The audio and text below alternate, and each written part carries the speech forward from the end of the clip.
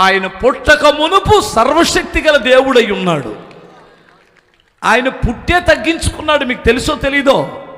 ఆయన ఇక్కడికి వచ్చి ఏమేం చేశాడో తెలుసండి? ఆయన చేసిన మంచి పనులను బట్టి ఆయన దేవుడు అవ్వలేదు.